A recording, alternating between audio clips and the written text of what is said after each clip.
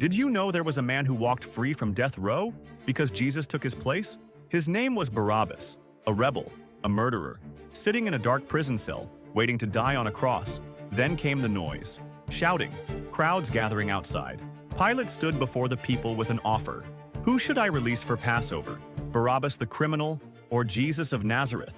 Barabbas must have held his breath. Surely they'd choose the innocent teacher over him. But the crowd roared back, "Give us Barabbas!" The prison door creaked open. His chains fell away. Sunlight hit his face for the first time in months. As he stumbled into freedom, he saw Jesus, carrying the very cross meant for him. The nails that should have pierced his hands would pierce another's.